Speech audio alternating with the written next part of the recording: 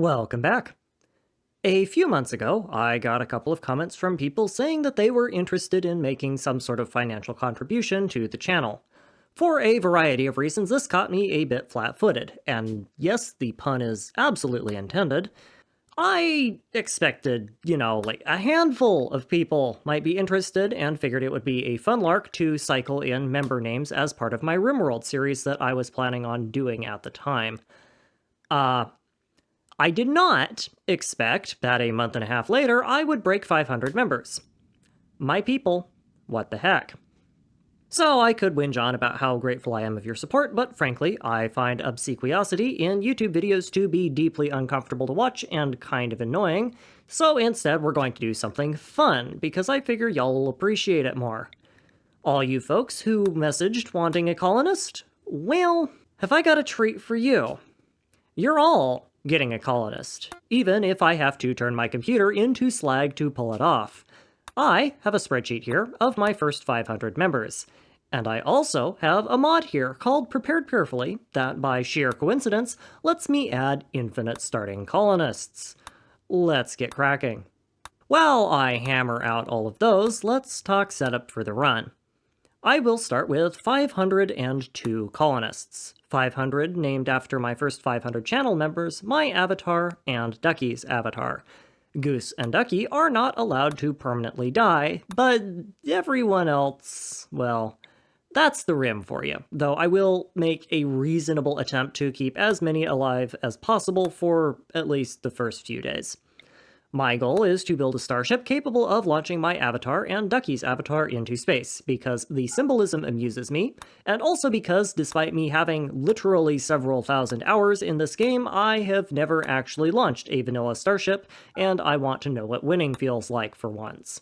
I will be playing on Cassandra Classic on a relatively easy difficulty, largely because I worry that anything other than softballing the challenge will see me getting wiped out by the second raid.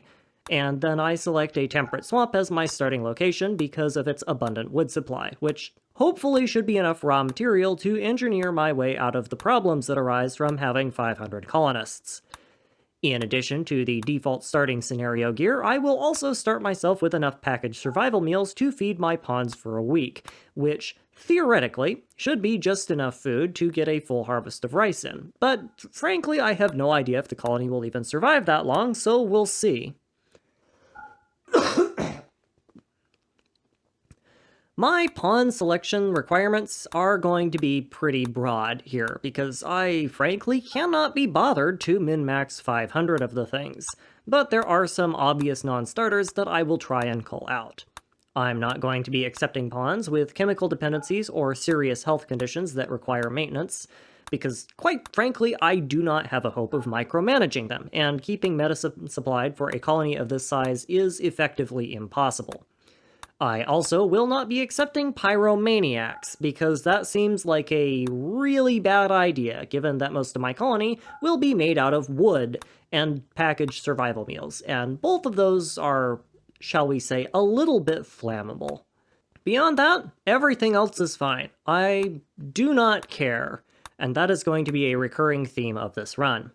A quick little bit of carpal tunnel later, and here we are with a truly mind-boggling assortment of pawns.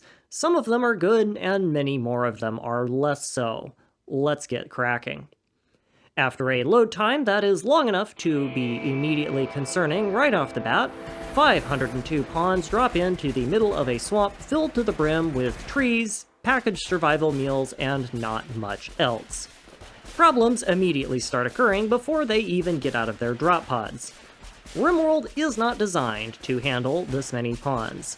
I have a mod called Rocketman to try and help with the inevitable lag ball that this will cause, but the fact of the matter is the game is simply not engineered to support this many people, and that's starting to show in a number of ways that are completely separate from the game's performance problems.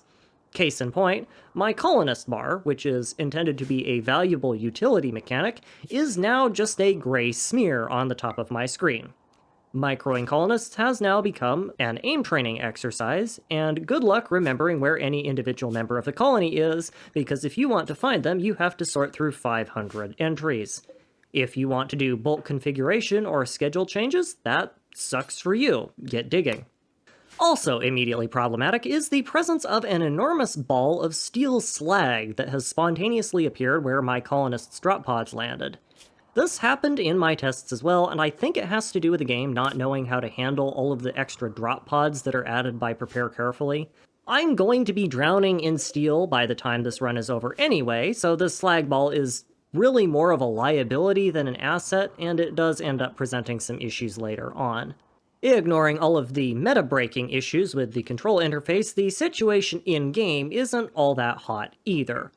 The packaged survival meals should last us for a while, and they won't degrade from environmental exposure by the time they're all eaten, so I'm not terribly concerned about hulling them. But once those are gone, my colony is going to start having some serious food issues. Which means only one thing. Enjoy them while they last, folks, because nutrient slop is back on the menu. Even more concerning is the sleeping situation. Beds take up 2 tiles, and I have roughly 500 colonists. This means that I am going to need a room 34 blocks on a side just to hold beds. No furniture, no amenities, just a horrible, depressing 500 pawn scaled barrack. But I can't just do beds, because I started with so many colonists that my colony wealth is sitting at a lovely 800,000 or so points, giving all of my pawns sky-high expectations despite having literally just landed seconds ago. So, not only do they need barracks, they also need nice barracks. Conveniently for me, the act of creating 500 beds in Rimworld concentrates so much room wealth that even without decoration, my barracks still end up rich enough to offset most of the mood debuff without any decoration or intentional effort on my part, so I mostly can get away with ignoring that requirement for now. I do have one thing on my side, though, and that is numbers. 500 pawns is game-breaking in any number of ways, but game breakage is a double-edged sword, and it just so happens that supporting 500 pawns gives me access to 500 pawns worth of grunt labor. This results in a colony that is less of a colony and more of a biblical plague of vaguely coordinated blue locusts, and mass environmental destruction has never been so easy. Every tree is cut and turned into wood. Every stone chunk is hauled and stored for chopping. Every blade of grass uprooted, every clod of dirt not earmarked for construction projects, crammed full of rice seedlings, is what I would like to say. In reality, getting all of the progress you see here has taken an hour and a half of simulation time, despite not even passing 12 hours in-game. And I might as well be playing on PowerPoint with the rate at which the screen is updating in real life. I did some experimenting, and it seems like this delay is almost entirely caused by the game trying to create jobs and path pawns, as evidenced by the massive speedup that I experience once I draft most of them. Of course, when I undraft them, the game hitches for a solid 2 minutes and I can't leave the pawns drafted forever, so that's not great. It's time to start hacking. In an effort to reduce the load on the job-grabbing algorithm, my next plan is to experiment with the game engine a little bit. I don't quite know how the job giver works, but my theory is that if pawns aren't assigned to most kinds of work, a lot of the laggier checks should be able to pass out early, and hopefully that will reduce the need to constantly scan for possible jobs halfway across the map. I start this process by removing every job from every pawn, except for acting as a patient, which only comes into play if the pawn is injured and I theorize should be unlikely to result in lag. I also leave hulling assigned to the pawns that are capable of it because I want to test some things, but I will end up turning that off for most of them as well.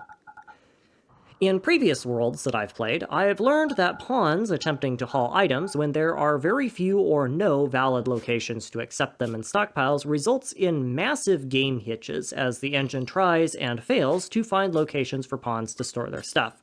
So once I'm done butchering their job assignments, I also make sure that there is an enormous stockpile for them to cram things into and turn them loose. It actually goes fairly well. The game is still really not happy with me, but I am at least able to run it on its slowest vanilla speed, and the frame rate jumps back up to somewhere in the neighborhood of frames per second rather than frames per minute, which tells me that I'm on the right track. Taking to heart this philosophy that less is more, at least more frame rate, I began reassigning only the most critical of job priorities to the most skilled pawns in each category. Most jobs are going to be entirely useless on this run. Patienting shouldn't cause much lag, so I ignore it, but firefighting, doctoring, bed rest, priority hulling, basic work, and finishing off work can be entirely ignored or handled by me micromanaging my pawns, so nobody's going to be assigned to those at all. Wardening and handling are actively detrimental given that they're all associated with increasing the number of things in my colony, so nobody's going to be working those either. I only need a couple of pawns set to cooking to handle any of the incidental animal butchering that I encounter, and since there's only so many animals on the map, more than a couple of hunters is entirely pointless. For now, at least, all of the crafting jobs are far too limited by raw materials or a lack of crafting stations, and cleaning is more efficient with less people doing it. This really only leaves a few jobs worth bulk assigning to, those being construction, mining, plant handling, and hauling. And once I do that, the game performance is still just good enough to be playable. Barely. Success! In addition to this, I also make sure all of my pawns' schedules are set to anything. My theory with this is that eventually my pawns' sleep schedules will desync from each other, resulting in, on average, about a third of the colony being asleep at any one time, which hopefully will reduce lag even further, but I don't really think this made much of a difference. All of this lag manipulation tech is enough to see me into my first night, by which point, through some miracle, I have successfully ensured that every single colonist has a roof over their head and somewhere to sleep. During this time, 4 pawns started dating, and the colony experienced no less than 27 mental breaks. At this point, I am strongly considering disabling alert notifications entirely, because they are non-stop. 28 mental breaks. Believe it or not, this is the best that it will ever get. On the next day, I direct my ball of blue goo to begin the next stage of construction. Now that I have shelter mostly figured out, I need to get some truly massive rice fields up and running. One of the advantages of living in a swampy area is the prevalence of rich soil, making an already quite strong food source even stronger, but even with that advantage and eating only nutrient paste, I still anticipate needing well over 2,000 tiles of farming to keep my colony fed. This requires 2,000 tiles of wood cutting, stone hauling, and planting, which should keep my swarm of plant-happy colonists quite busy for the next forever. Meanwhile, my construction drones are hard at work turning down all of the wood that is being harvested into flooring, bridges, and shelving to condense down my storage space into something vaguely resembling compact. And once they're done with that, they can get started on a basic research sweatshop. During this, one of my pawns runs across an ancient danger to the north of my colony. I was actually worried that I wouldn't get one of these, but it looks like I just missed it when I was investigating the map, so I was quite glad to see that one showed up regardless. Those of you who are familiar with my previous Rimworld series will know that there is some excellent cheese that can be harvested from a lucky ancient danger spawn, but I regret to inform you that no such cheese will be happening in this colony. The previous cheese strategy only worked because, relative to the strength of the ancient danger, my raids were pathetically weak, which meant that a few mechanoids could easily hold them off. That is not going to be the case here. These raids will be far stronger than any ancient danger threat, so there is no reason to leave the ancient danger in place. Because of how I've set up my work priorities, pawns who are idling are almost guaranteed to be mostly useless for this playthrough since they can't haul or work on any of the other major colony tasks. There is a possibility that some of them could be good crafters or researchers, but I don't really care to micro them, so I end up sending a force of around 60 expendable layabouts to take care of the ancient danger. Once in position, I order a very laggy assault, and it ends up being mechs, specifically 2 centipedes and 2 lancers. They do not stand a chance against the wave of blue goo, and we have 0 fatalities. The Crypto Sleep Caskets also contain some Space Marines who stand even less of a chance, though they are at least nice enough to drop some decent weapons and gold for me, which should hopefully be enough to get research and the ship off the ground. As my research gets going, my first priority is something a bit unusual. I choose recurve bows. The way my colony is set up right now, getting standardized gear and equipment is basically impossible. Components are a limited resource that have to be mined, and while there's enough that I might be able to make a handful of, say, heavy SMGs, 500 of them is well outside the bounds of possibility. This means I'm stuck with weapons made out of the only material that I can source in a large enough quantity to do anything with, which is wood. Wood allows for the creation of only 3 kinds of ranged weapon, which are short bows, recurve bows, and great bows. Of the 3, I find recurve bows to be the most usable, so once that research is hammered out of the way, I am going to direct my crafters to produce as many recurve bows as they can. With 500 pawns, it does not really matter how terrible they are, because 500 arrows with an even dog water 5% hit chance will still result in 25 arrow hits a volley, which should be more than enough to drop everything short of a centipede in 1 round of fire. Another one of those hilarious things about having so many colonists is how it lets me deal with mental breaks. Take Gergo here. Gergo has decided that they want to destroy all of my components because they are stinky or something. I don't care. Normally, I would try to arrest them peacefully to minimize harm and make them happier in the future, but I have 500 colonists. Who really cares? Instead, I mobilize the nearest football team, and poor Gergo is immediately railroaded into a ground by a horde of vaguely stinky drafted colonists. No touching the components, Gergo, capiche? Capiche. Of course, this strategy is not perfect, and results in our first death, which is a pawn named Hoyu. Hoyu was a greedy, volatile pawn, which in this run translates to constantly has mental breaks for no good reason whatsoever, and after the 5th or 6th time that I had to beat them senseless to keep them from ending the run through any of the other obvious methods, one of my civilian volunteers went a bit too far and caved his chest in. Sorry, Hoyu, you just rolled a legendarily bad pawn. It's nothing personal. Sometimes pawns just aren't built for the rim. By mid-morning on the 3rd day, my plant people have finished with their first rice field, the research people have finished with recurve bows and have started up on geothermal generators, and my construction people have installed all of the flooring that I need for the moment. I need more rice, so I have the planters expand out to the east before turning my attention back to the constructors, who are currently twiddling their thumbs and doing nothing productive. Cassandra has helpfully informed me that people probably noticed the sky-darkening ball of drop pods covering a substantial portion of the swamp in meals ready to eat, and recommends that I build a couple sandbags or something to defend myself with. The thought is appreciated, but I think I'm very much in the or something camp, since I have no idea how rough max level raids are at this difficulty level. For now, my goal is to get some kind of simple wall of non-flammable material built up around the entirety of my colony to redirect at least most of the raids. Siegers and sappers are less concerning because their AI makes them easier to swarm, and because I'm so early on in the game, I shouldn't be getting them anyway. But I'm going to want some solid defenses against regular raiders, or, if I stay here long enough, mechs, since both will chew through unarmored colonists like an industrial wood chipper going through string cheese.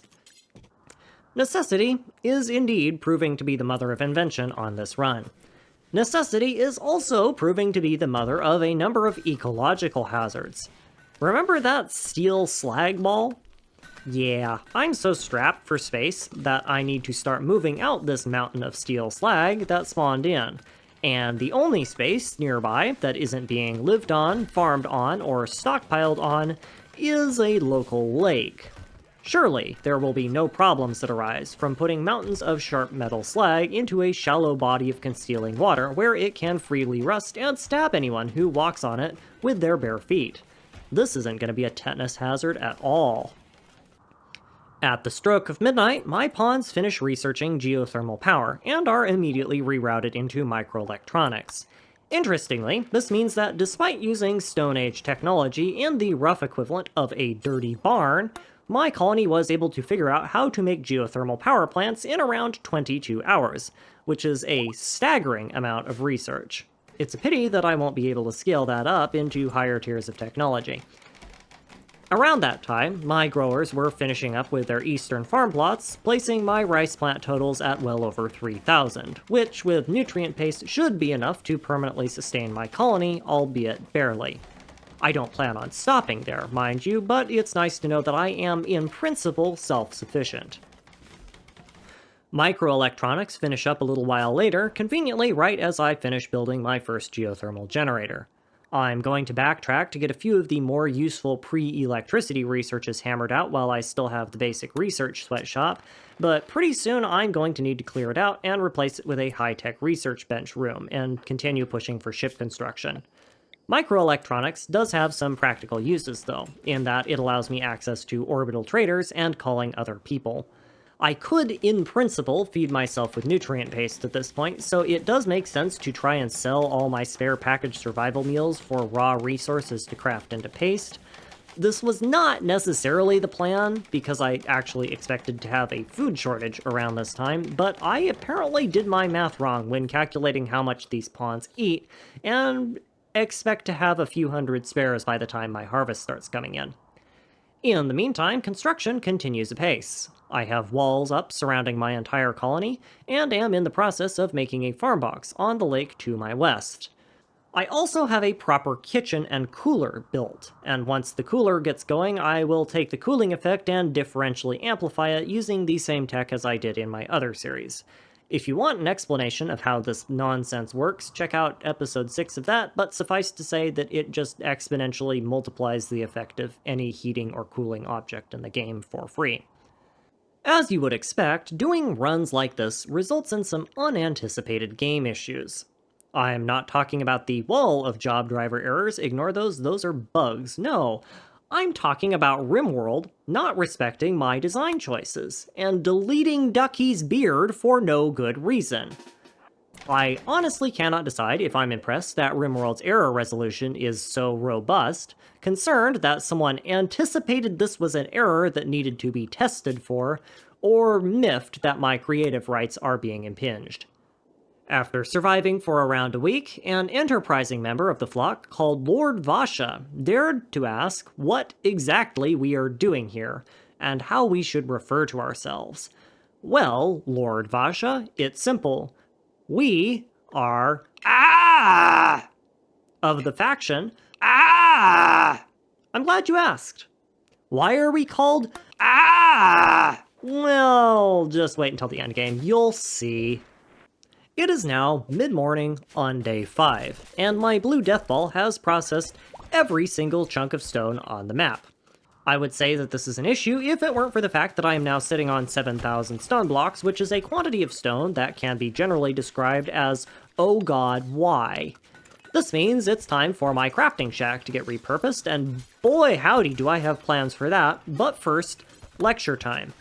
There are 4 types of traders in Rimworld: exotic goods, slave, bulk goods, and combat, and each will generally buy and sell a subset of items related to the tech level of their parent faction and the type of trader that they are.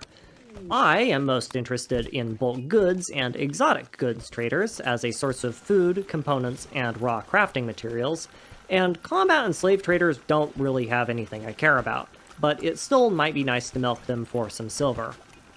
Trading with bulk good traders is easy, since all I have to do is drop a forest on them and wish them good luck hauling it off the map, but the problem comes in with exotic good traders who sell the materials I need to make ship parts. That's where art comes in. I have essentially infinite wood, and wood is not exotic. To get around this, I have to instruct my colonists to crudely draw smiley faces on all of it, causing traders to unanimously fall over themselves at the incredible value and rarity of collectible wooden smiley faces. I would call them idiots, but people in real life do this all the time, and depending on your generation, they were instead referred to as baseball cards, deck-building strategy games, or NFTs. So really, this is Rimworld just being too realistic for its own good. Market manipulation philosophy aside, the best way of exploiting this mechanic is, of course, by spamming out expendable humanoid labor. I have so little to do in my colony at this point that I straight up have unassigned all work from quite a few pawns just so they stop lagging the place up, but that will very quickly change as I begin mobilizing the incredible economy-breaking power of minting NF poopy on any random chunk of wood that my deeply unemployed colonists can get their mitts on. Soon after the Rimcoin miner is established, a local scallywag gets a wind of the action and decides that they want a piece. Sadly for them, because I'm playing on an easier difficulty, these starting raids are now scripted, which means that they are forced to attack me naked, alone, and armed with only a knife. This is one of those starting raids that Cassandra is supposed to give you on easier difficulties to kind of ease you into the process. Naturally, I send a squad of over 100 colonists to defend against this world-ending threat. We wouldn't want to risk it, after all. This proves shockingly effective, even with half of the pawns being entirely unarmed, and the scallywag hits the deck soon after being turned into a world record-breaking pincushion. Using one of the advanced components I found in the Ancient Danger I cracked open earlier, I have my pawns construct a ground-penetrating scanner for further mining options. One scanner isn't a terribly great amount of scanning power for a colony of this size, but I should be able to man it 24/7 to help with that, and I need to save the other two advanced components I found for a fabrication bench once that research unlocks. My other options for bulk resource collection is researching transit pods and bribing nearby colonists into sending me caravans, but that's slow, and having so many colonists incentivizes things that can be scaled as a function of pawn power. Trade caravans only carry so much, and they can only visit you so often, even when invited, and for that reason they are far less appealing than mining or crafting my own raw resources. Another use for bulk wood is the production of chem fuel, which is Rimworld's answer to petroleum, rocket fuel, and napalm, all rolled into one for an easy, convenient delivery of burning flaming death. For my purposes, its usefulness is limited. I have no use or need for mortars. Molotov cocktails seem like an exceedingly bad idea, given that everything on the map is highly flammable, and grenades seem even more like an exceedingly bad idea because basically everything on the map is also part of my colony, which excludes all the traditional military uses for the stuff. As a trade good, it's worth little more than the wood it's made out of, and like wood is only purchased by bulk good traders, and incidental transport pod usage requires very little. So why bother making so much of it? Simple. Wealth density. All of my arable protected land is dedicated 100% to food production, and that, combined with the incredibly large number of unstable and chemically interested pawns, makes bulk pharmaceutical production for cash purposes unlikely to work out very well. Statues and other forms of decorative art have the unfortunate property of being a massive heavy chunk of furniture with relatively low wealth-to-weight ratio, and in order to entice different factions to send me traders, I need to give them large amounts of money via drop pod. A normal quality wooden statue is, per unit weight, worth about half as much as chemfuel is, so it makes far more sense to send them gifts of napalm than it does fine cultured artwork. Additionally, statues take up an entire tile of storage space, whereas chemfuel can be stacked with shells up to 3 times as dense and can be crafted by basically anyone, regardless of skill, making it generally a superior trade good in the rare instance where you have infinite wood and infinite pawns, and are only trading with bulk goods traders, and are also only shipping your goods with drop pods, and are okay with having larders full of high Yet normally I would never do this. This is a terrible idea, but it works, I guess. A lucky war trader from a peaceful tribe wanders in, so I can at least skip this chemfuel pacification trick by instead bribing the traders directly by using statues. Tribal traders are not good, but they are better than a whole lot of nothing that I currently have, so I will make do with them. The real fun begins when I unlock fabrication. Because with fabrication comes components, and with components and a literal map full of steel at my disposal comes the ability to spam out all sorts of fun toys. For now, though, I will have my researchers focused on advanced crafting, since I need advanced components to make more than one fabrication bench, and one fabrication bench shared between 500 pawns is basically worthless. I've already called in some exotic goods traders from the friendly locals, but ancient dangers still spawned with a couple, so that part of the process was sped up a bit by good RNG. As if on cue, my first exotic goods trader pops in at the bottom of the map at the unfortunate hour of 2 in the morning. Apparently, dropping massive rockets full of highly flammable chemical warfare fuel really lights a fire under people, who knew? Let's go see what I can fleece them out of. Hilariously, and I only realized this after the recording, my best trader happens to be named Beans, meaning that I was one healthy social life away from turning this meme into a reality. Missed opportunities aside, I fleece them for everything they have and send them on their way. It isn't much, but the 17 components will at least speed up my research process a bit. As a side note, you know what else will speed up my research a little bit? Advanced components, but not for the reasons you think. Sure, a nominal amount of them are required to launch a starship, but their real value add is going to be in the form of lag reduction. You see, my colonies put on a bit of weight. Dead weight. Normally, when this happens, I solve that problem by artfully arranging for an accidental delivery of sharp objects to blunt heads. But I don't really want to do that here because that kind of defeats the purpose of the challenge. Instead, what I can do is start up a ship reactor. This procedure is required to launch the ship, and as a convenient side effect, it will also start summoning large amounts of raids to attack me, which I anticipate will result in sweeping fatalities, and a corresponding vast improvement in game performance. All of this will come without the eyebrow raising that would come from me slaughtering 50% of my membership base to optimize the frame rate a bit.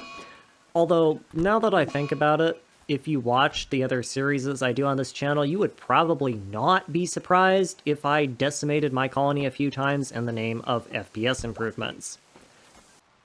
As an interesting side note, this also means that I'm building my first ship part by like day 20, which is kind of not normal. In fact, while we're talking about crippling raids and defending against them, maybe I should put in some effort on that front. I don't have nearly enough components to want to waste them on something as trivial as turrets or armor, but I do have way too much wood, so it wouldn't kill me to get a few traps up. Yes, sir, just a few traps. An entirely reasonable amount of traps. I do sure love a perfectly normal and respectable quantity of traps. Okay, no, this is a ridiculous amount of traps. I have no idea how bad raids are going to get, but I want to be prepared for the, well, that's lame. As silly as it sounds, 55 sappers is basically nothing. There are precisely 3 weapons that I'm scared of in this raid, and those are, in order, Doomsday rocket launchers, triple rocket launchers, and friendly fire. And the rocket launchers can be baited by dangling a few pawns in front of them. Because they're sappers, I can also get away with positioning my forces in remarkably stupid locations and not get punished for it, so I do exactly that. Meet the Death Ball, the only strategy that matters in late-game Rimworld. Accuracy is irrelevant, weapon quality is a suggestion, and friendly fire is a solid green checkmark emblazoned 10 feet high in neon lights on the skybox. But it also causes localized eclipses with my arrow volleys, so I'm okay with all of that. Sorry, Ethan. To bait out the rockets, I walk a few pawns across the approaching enemy lines to aggro their fire. Sappers are dumb, but they are not that dumb, and in doing so, this accidentally also causes a little bit of friendly fire on the opposing side, conveniently demonstrating why I never use rocket launchers, because they are just too unreliable. The raiders don't learn from their lessons, though, and the third and fourth volleys of rockets go for my bait pawns, which, coincidentally, happen to be positioned quite close to the rest of the raiding party. These rockets hit, obliterating the bait pawns David, Grumpy, and Storm, along with most of the rest of the raid, which breaks them instantly. Your sacrifice will be noted and summarily ignored. Amazingly, these are the only casualties that I expect to take for this raid. I have plenty of medicine and skilled doctors, so once everyone gets stoppered up, infection is not likely to cause any problems, meaning this challenge might actually not result in immediately wiping my colony the instant I turn on the reactor. Now what was I Oh, right.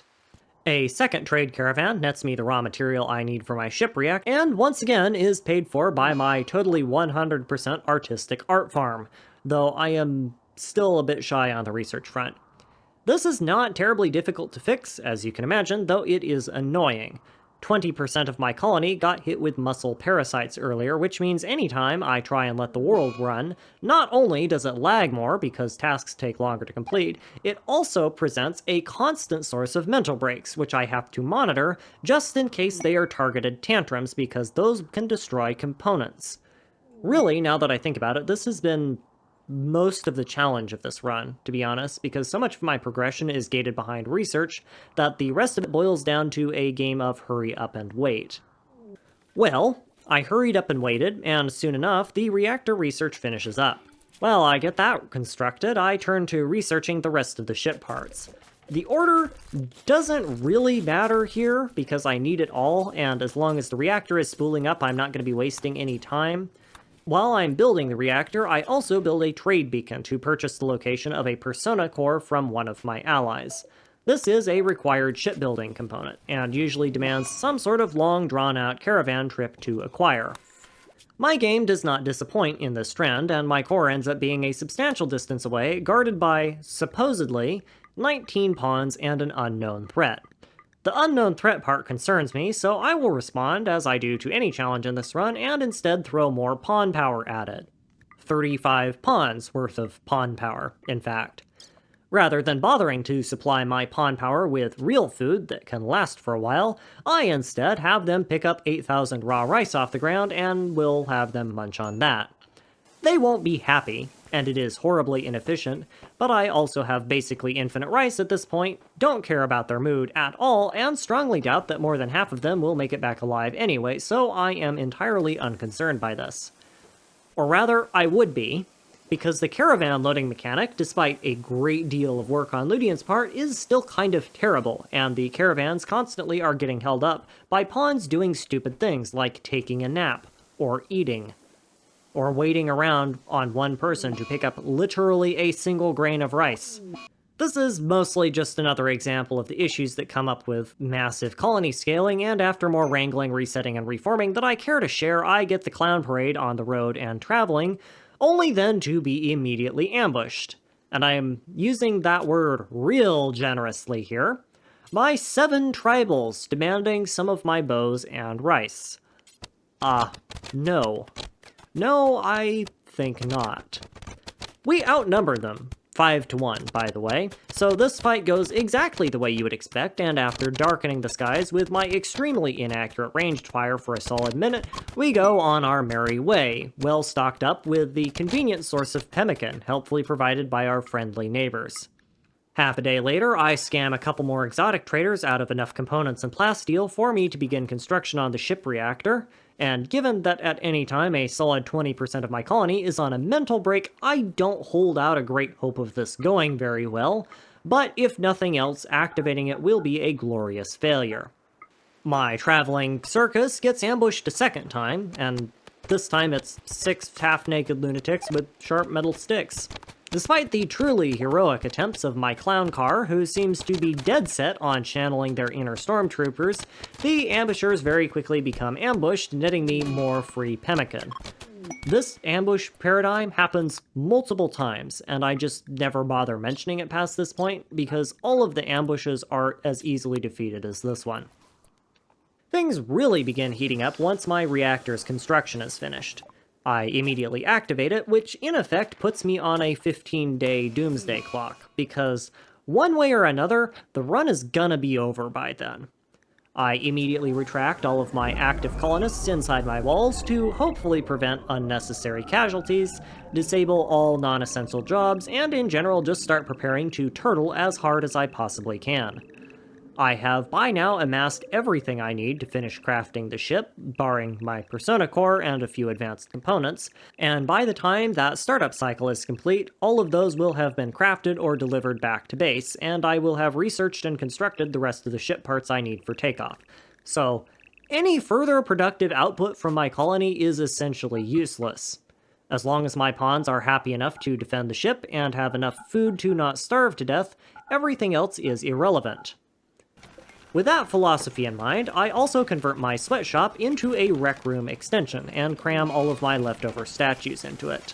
I don't know how much this will help with the mood offsets, which by this point are looking kind of grim, but I figure I should at least get a bit of a mood boost from it, and it isn't like I'm going to be doing anything else with it anyway.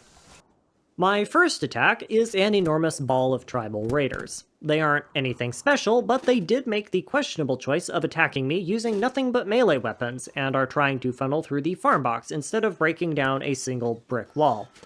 Nothing for it but to muster my defenses.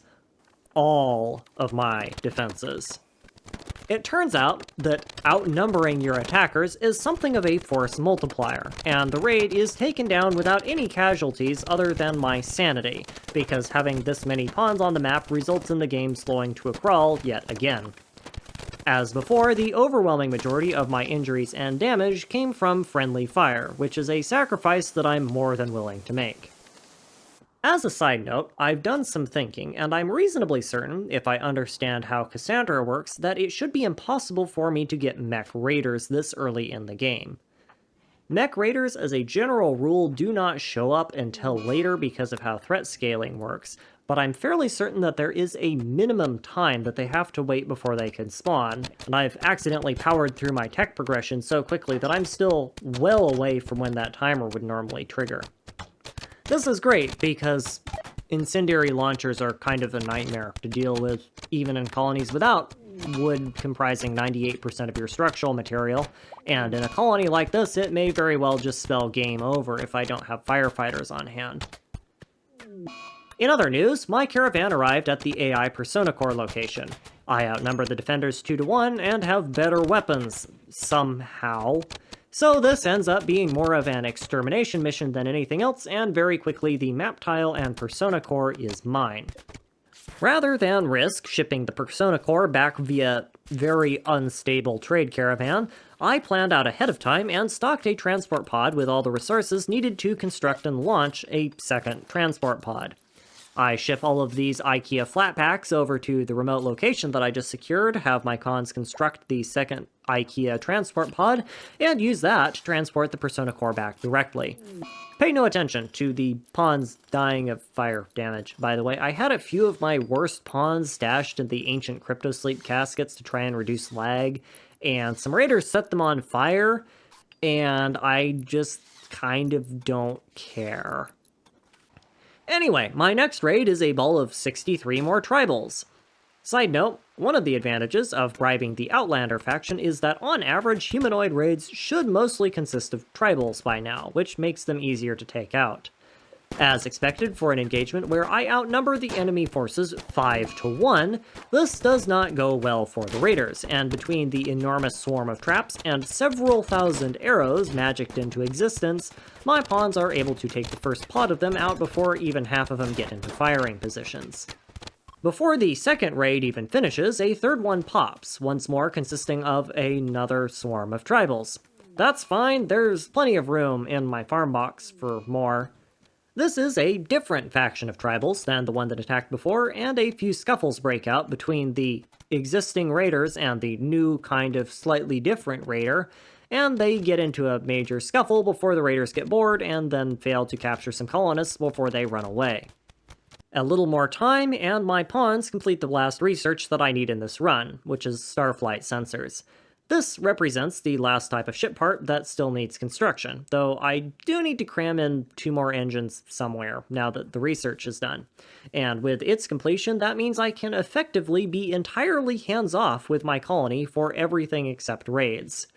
Not to put too fine a point on it, but my colony has devolved into something one step above pure anarchy, largely as a result of the mass casualties and kidnappings from the raids, and I just mostly can't be bothered to rein it in. It would not be an exaggeration to say that for the past hour and a half, I have had a mental break every 10 seconds of gameplay. They simply do not stop.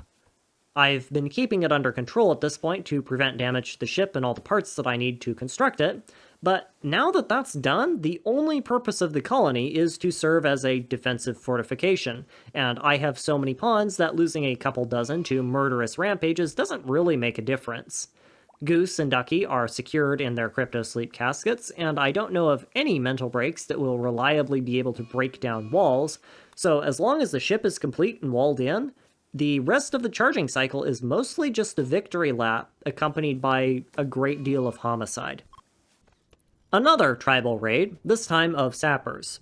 I resolved this problem by creating an enormous ball of colonists in line formation to minimize friendly fire and allow them to exist in the general proximity of the sappers for about 5 minutes.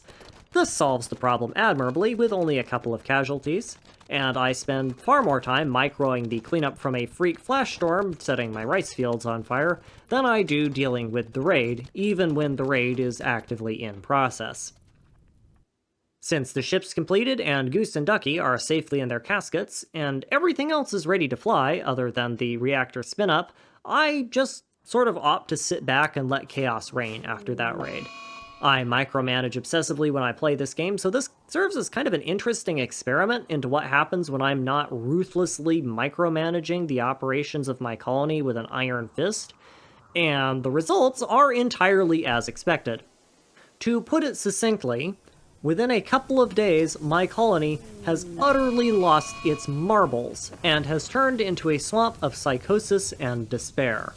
Bodies are everywhere. Everyone is injured. Everything is broken or about to be that way, and nothing works.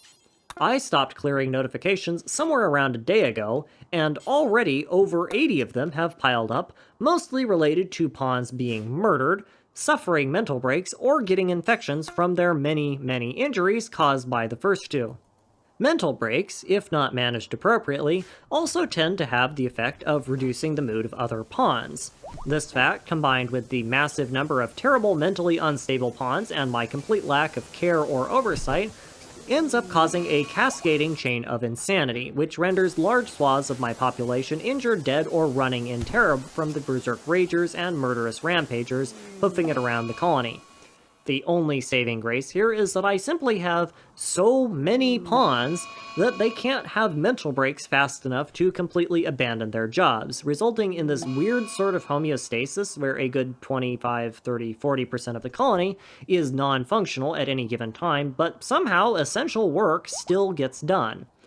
Eventually, I would expect this system to break down as more and more pawns are killed or fall victim to murderous rampages or give up and leave the colony or go feral and live as animals or whatever, but that isn't going to happen before the ship launches, so I don't care. Conveniently, all of the mental breaks and murder does seem to be improving the frame rate, so there is at least that silver lining.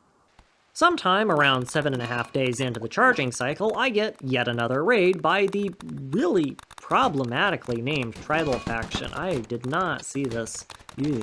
They are sapping again. This is indeed one of the strategies of all time. As before, I deployed many pawns with bows in a line and triumphed with minimal losses, though admittedly the cracks in my defenses are starting to show a bit. It's kinda hard to see because of the sheer seething mass of humanity on screen, but I've lost about 80 pawns so far, and almost all of them were the result of mental breaks, and I'm only about halfway through the reactor spin-up cycle. Not even a day later, and 2 more raids spawn in, one from each of the tribal factions. This does sort of beg the question of how a bunch of illiterate, technologically challenged tribals know that hot reactors are in their area, and why they care about that in the first place, but I won't question it too much. Conveniently for me, both raids spawned in so closely together that 2 of the largest balls of them aggroed onto each other and fight each other to the death rather than going for me, which saves quite a lot of effort on my part. More time passes, and the spiral of insanity slowly begins to spin out of control. I've taken to leaving the game running in the background while I do other things, and I can only assume a pawn had a temper tantrum at some point and blew themselves up by punching some chem fuel, because the chem fuel repository is now mysteriously on fire for some reason, and there is nothing left of the inside of it. 2 of my research benches and several other valuable electronic devices seem to have met the same fate, and if the random hunks of slag are anything to go by, I suspect that they were actually repaired and destroyed multiple times before I simply ran out of resources to repair them. I'm also down to 326 pawns, which is a strong indicator that my colony is not doing so hot, considering that means mortality rates are floating somewhere around 40%, but I continue to remain unconcerned. I only have about 4 days on the reactor at this point, so that attrition rate isn't even gonna put me in real jeopardy. Strangely, my rec room and kitchen are now spotless, and I have no idea why, which I think has something to do with me disabling all of the plant jobs, which I did earlier because my existing reserves will not deplete before the ship launches, so who cares if they starve after. But who even cares at this point? In other news, the frame rate has almost recovered enough to run the game on normal speed, which is a rare and special occurrence that I would celebrate if my colony could stop self-imploding for 5 seconds. Oh boy! More tribals! Yeah. Let me know how well that works out for you. I'm just gonna be over here reading a book, sipping some pina colada or something. Yeah. It didn't work out for you? Oh, darn. Gee, who could have seen that coming? Anyway, back to waiting. Well, this is new. It's a bunch of pirates, this time with drop pods. The sky falling does end up causing some issues, and it turns out that surrounding raiders an enormous ball of pawns is actually pretty effective. Unless one of them gets a rocket off, in which case it tends to result in sweeping fatalities for everyone in the area. I only have 2 days until launch, so I continue to be unconcerned. 1.3 days to go, and yet more tribals make their presence known. And it is here that I make something of a tactical blooper. I deploy my colonists in the usual deathball formation. This normally would work fine, but it fails in this particular instance for 2 reasons. The first is that basically all of my pawns are wounded by this point, which vastly reduces their combat efficacy, and the second is that many of them are unarmed. As time goes on, and more of them have been downed and recovered, I have not been bothering to re-equip all of the bows that they were using. This is largely because it takes flipping forever to flip through 300 plus pawns and rearm them one at a time, and I didn't really expect it to matter. Well, it did, and that mistake bit me in the butt. I actually lose this battle, and the raiders are given free rein on my base as a result. They instead opt to capture all of the easily accessible prisoners, which is great for me, since it means I don't have to worry about defending the ship or taking care of them. But between the wounds and kidnappings, this effectively marks the end of my ability to directly engage in threats. Despite this is still not enough to stop the launch, and inexorably the reactor begins its final stages of coming online. 3 hours remain. The nuke men, frantic to interrupt the launch and suborn the ship from themselves, send a siege to try and damage a critical component. That won't be enough. I send the few able-bodied pawns I have left at them as a distraction, and that, combined with the poor terrain, will keep them from setting up the mortars in time. The still really problematically named color people send a last-ditch sapping attempt as well, but they're too far away to reach the ship in time, and in their haste to approach, skirmishes erupt between the 2 factions.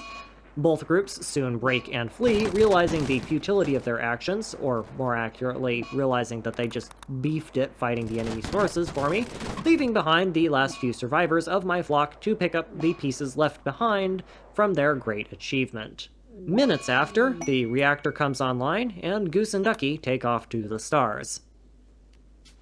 This run only lasted about 32 days in-game, and a good third of that was just me twiddling my thumbs and waiting on the reactor to spool up.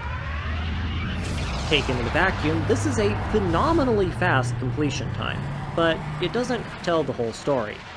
The real metric worth looking at here is how long it took to record the footage for this video, and that number is somewhere around 60 hours.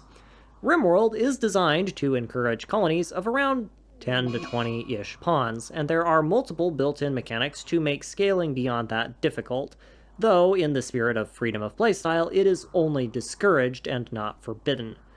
Bypassing those limits so dramatically as I did does not do good things for the game engine, and most of my time was spent trying to optimize around crippling performance problems, which in and of itself kind of became a metagame within the game. I want to emphasize that this is not Rimworld's fault, and I do not think any less of the game for failing to succeed under these conditions. I was not doing things that I should have been doing, and that resulted in obvious consequences. Regardless, there you have it. Rimworld beaten with 500 pawns. Thank you to all of my members for your support, but also thank you to my non-members. Your support may be less immediately visible, but it is still important, and I appreciate it all the same. Most of all, thank you for your time, and I hope you enjoyed.